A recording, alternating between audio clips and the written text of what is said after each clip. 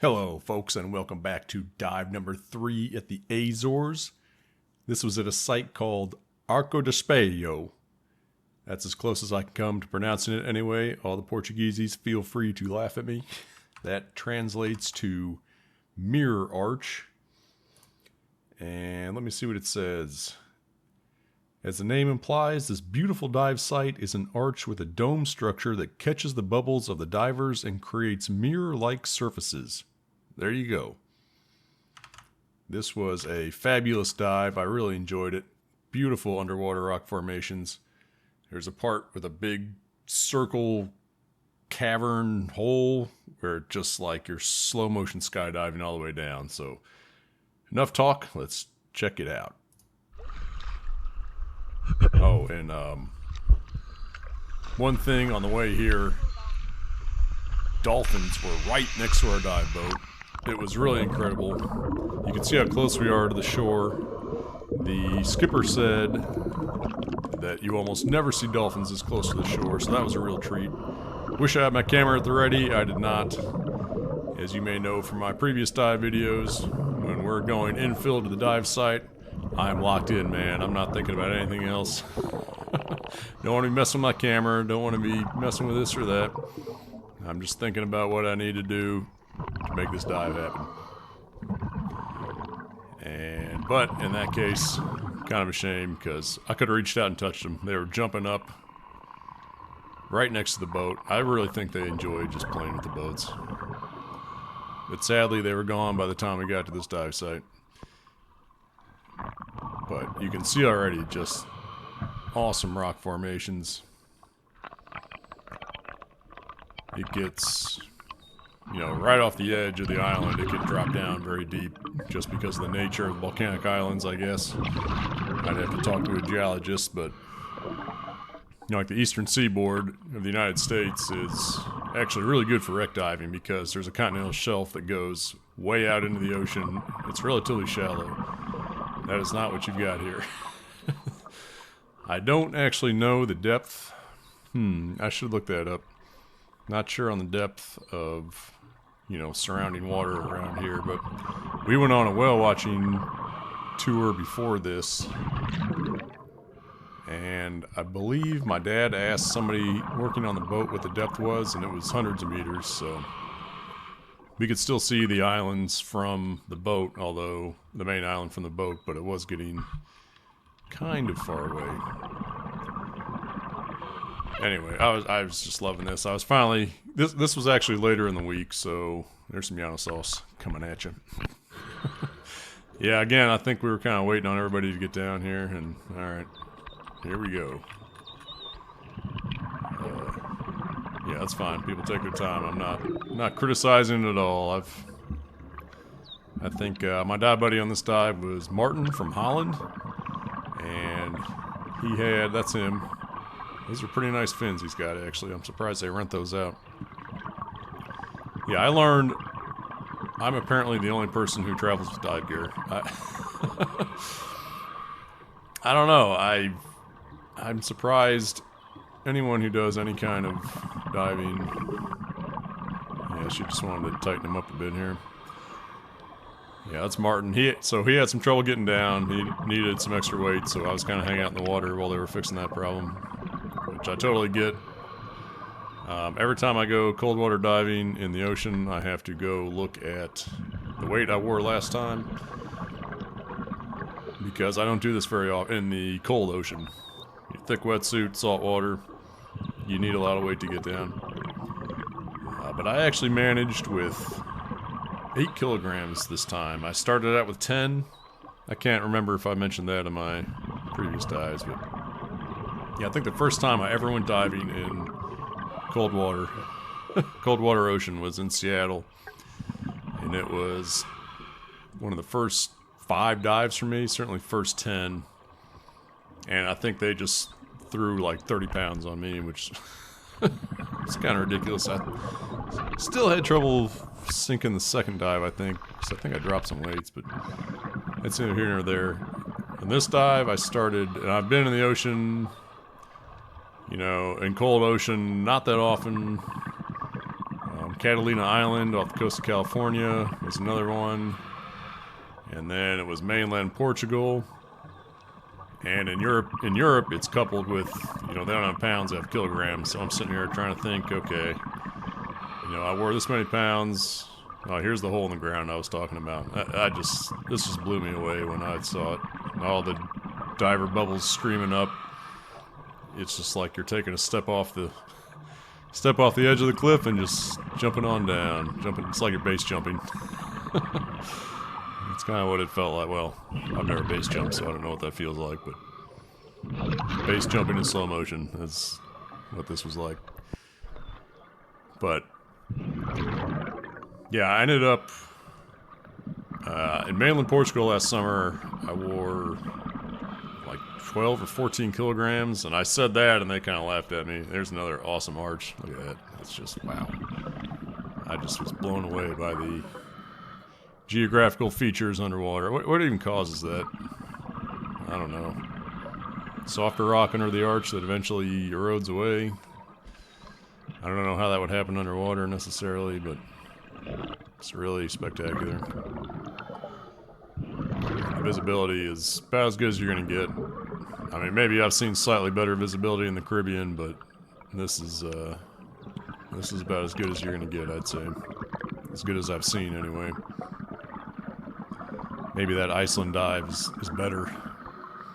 So there's a world-famous Iceland dive where I think it's some of the purest, clearest water in the world because it's another volcanic dive, and you can actually touch two continental plates at the same time. And it's fresh water. You can drink it, apparently, but it's just barely above freezing. The water is 30-something degrees Fahrenheit. Ridiculous. I don't even think a dry suit would keep me warm in that, but it is on the bucket list. Maybe one day, get to Iceland. Touch two continents at the same time. But yeah, fabulous visibility here, in my opinion. Just a fabulous descent through the crater, past the arch. All on 8 kilograms. So yeah, that's only kilograms, about 2.2 pounds. So I think that's about 18 pounds. Hold on, I'm getting out my calculator. I should be able to do stuff like that roughly in my head, but 2.2 times 8, yeah, 17.6. So that's pretty good for me, I think. I got down in salt water with a 7mm wetsuit with only 17 pounds on, 17.6. When I go freshwater, I wear 16 pounds, so only slightly more. So that's good. I'll have to remember that. And I learned another thing here.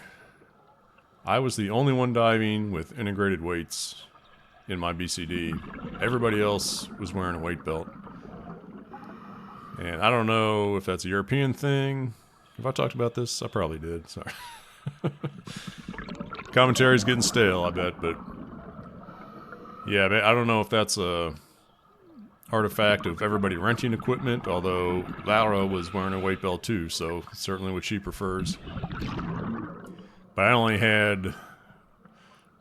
I'm weird, apparently. I don't know if it's the way I'm shaped or body portions or whatnot, but I've learned that I do better with heavier weights in my trim pockets, which are in the back of my BCD, versus the main weight pouches, which kind of go in the front. I've learned my pitch buoyancy is better if I have that kind of setup. So, yeah, I don't know exactly why that is, but I always try to, and the trim pouches are smaller than the main weight pouches, of course, so I'm always trying to stuff as much weight as possible in the trim pouches and keep the front weight pouches relatively empty.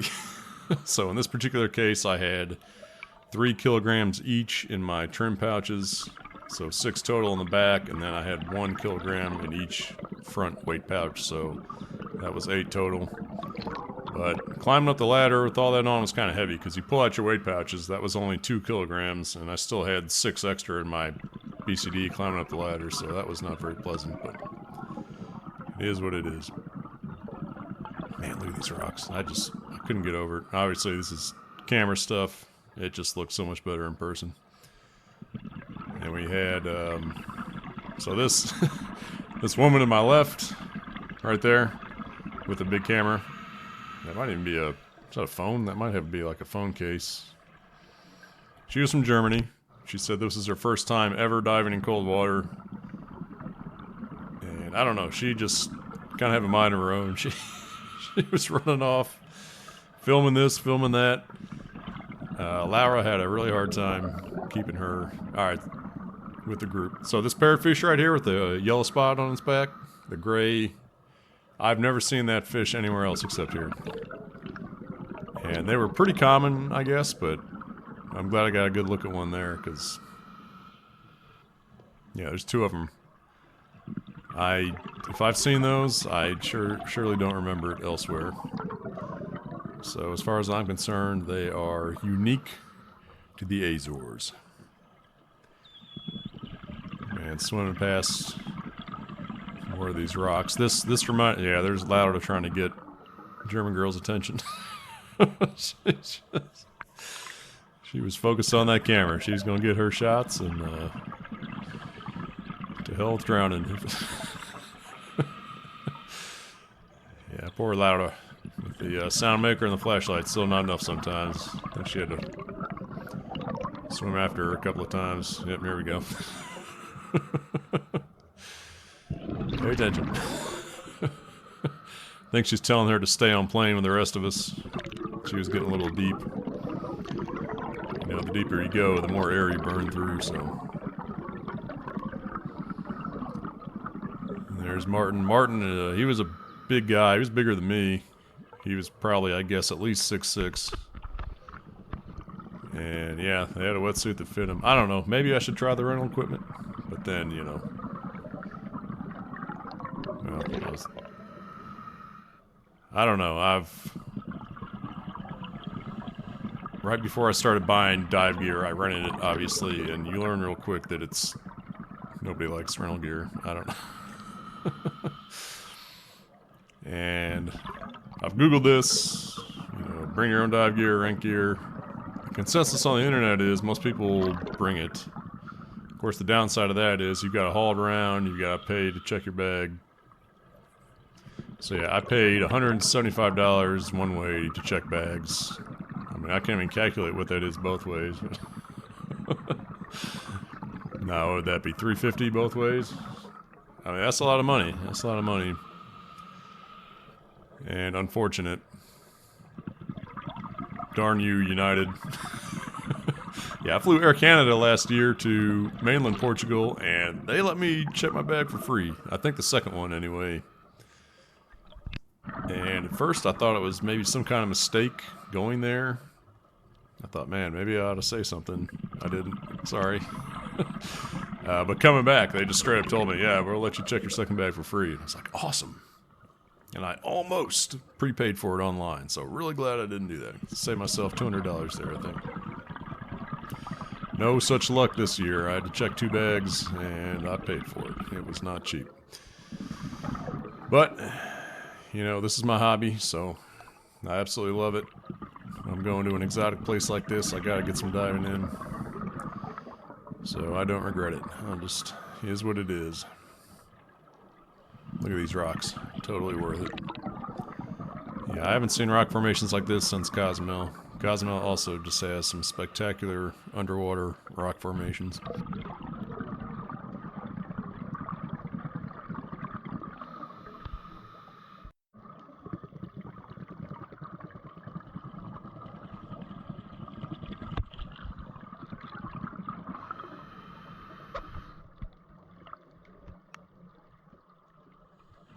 I don't remember seeing any kind of completely unique, distinct life on this dive.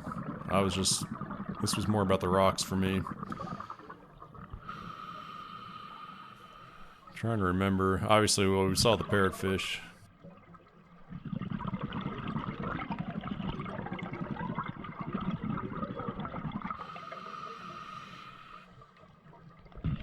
There's got to be some nudie branches on this rock. Probably swimming right past them. Right past them. Yeah, but those dolphins were really something. I need to look up And we saw him. Let me see if I can do this real quick. Dolphins with white side. White sides. Pacific white-sided dolphin. I don't think that's it. Azores.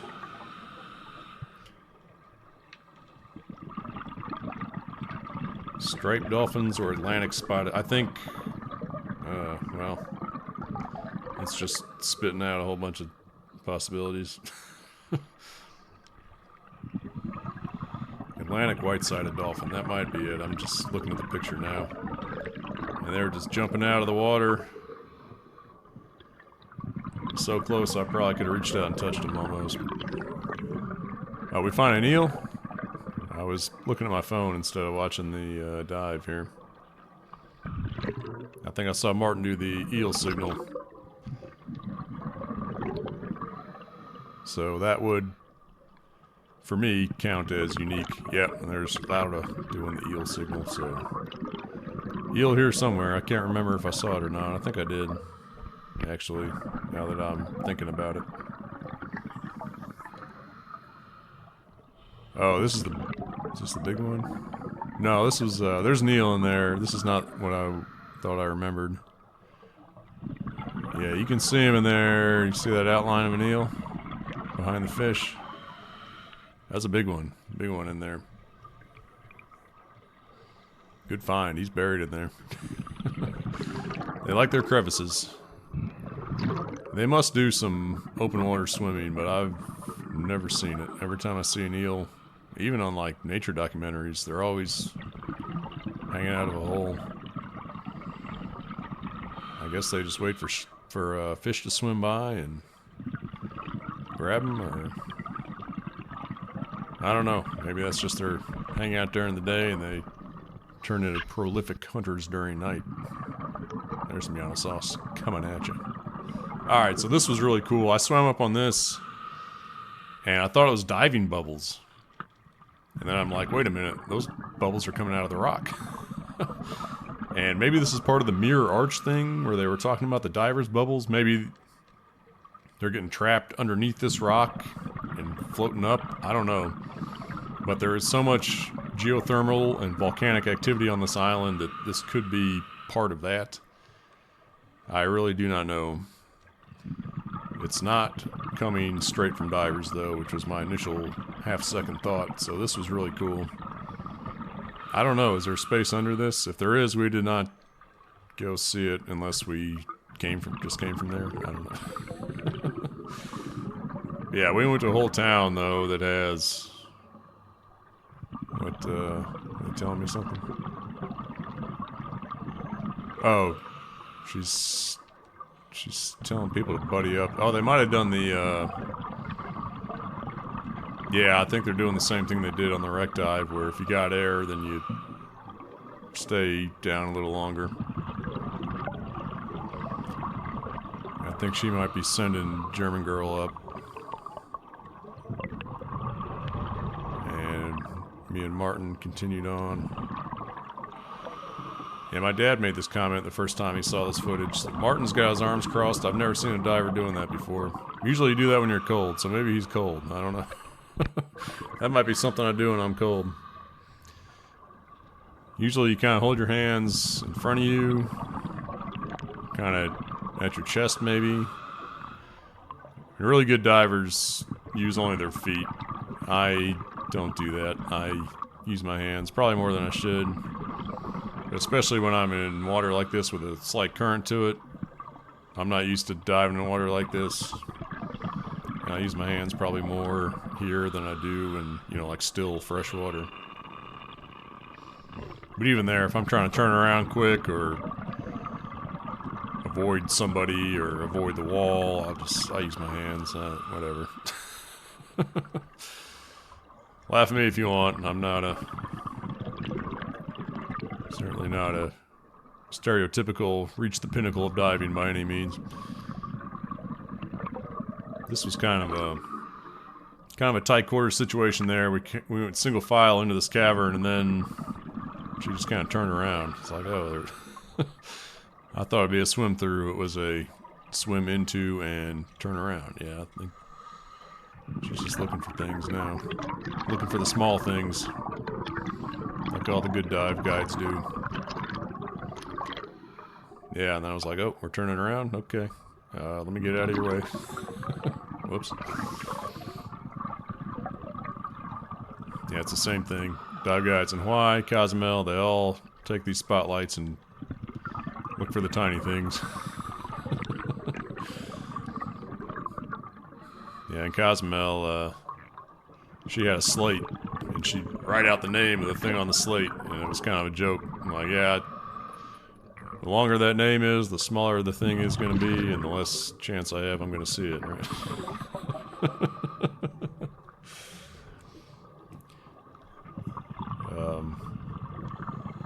Yeah, I don't remember too many nudibranches on this dive, but I already forgot the eel. That's a big thing, so who knows? But nudibranches are not good targets of the GoPro. GoPro is wide angle action lens. It's not good for small things close up. So even the times I have seen the nudibranches, you're probably not going to see them well here until I spend a whole lot more money on a camera. Yeah, she found something there that I don't think I ever saw. Y'all see anything in there? Oh wait, guess it's over here. What are we looking at? I just... Oh, I think there was a little crayfish or lobster kind of thing in that crevice. I think I do kind of remember seeing that, maybe. Am I taking it off my head now to really poke in there? Well, I don't know what I'm doing with the camera now. Who knows? That was a failed GoProing attempt. Can't win them all.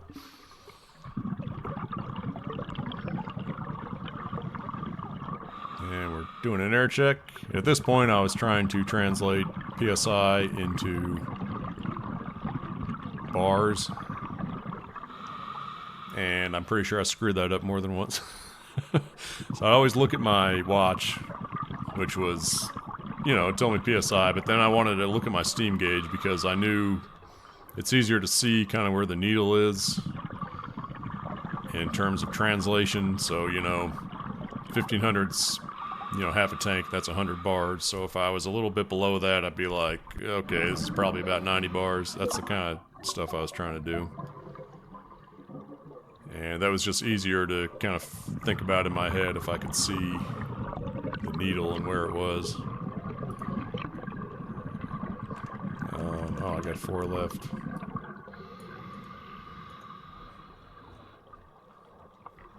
This was a great dive. Yeah, this was probably the dive coming up. Dory Wreck number 2 was probably my favorite, just because of the sheer volume of aquatic life. Man, these rocks.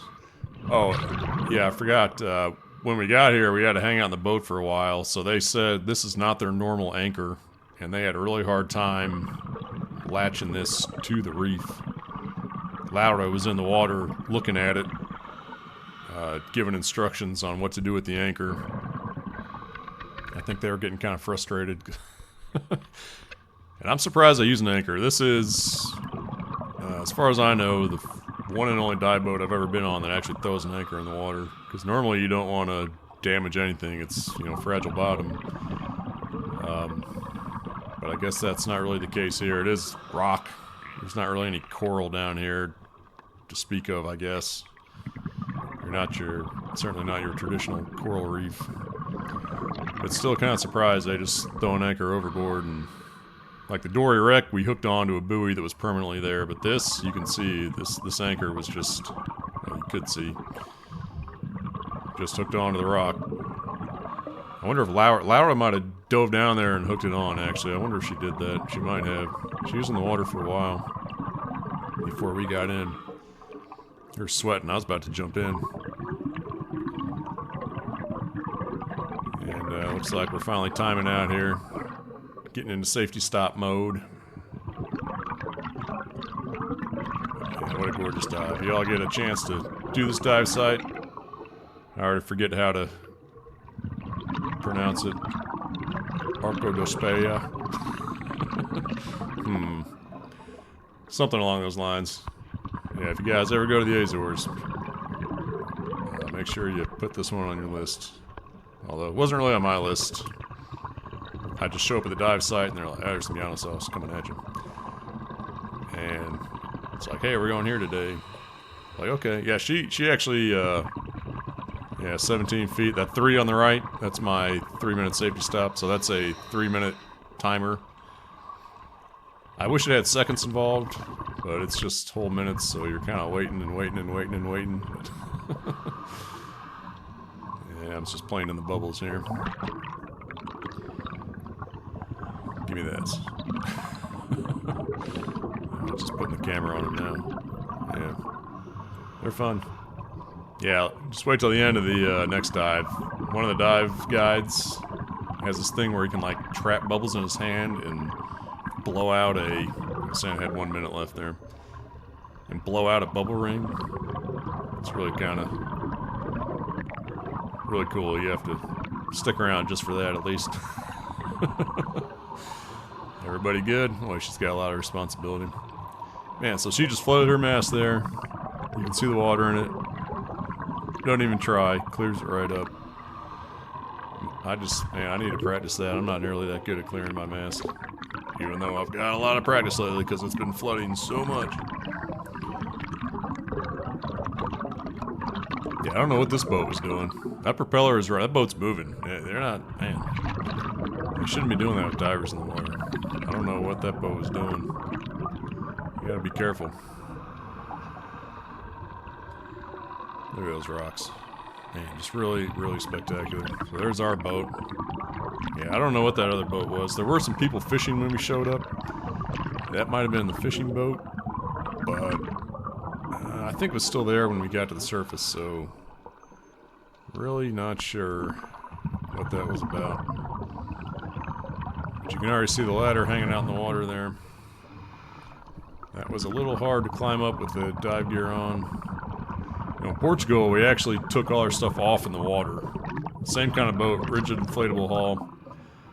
We'd get to the surface, pass them our weights, weight pouches, then take our gear off in the water, and they would actually grab it out of the water, and we'd climb up on the ladder with nothing on. But here, you kept your gear on and climbed with the ladder. That's going to do it for this dive site. We got one more left, second dive on the Dory wreck. Really awesome. See, there's the fishing boat. I don't know what that third boat was. But stick around for that. You're going to see so much life. Hopefully, I will see you there.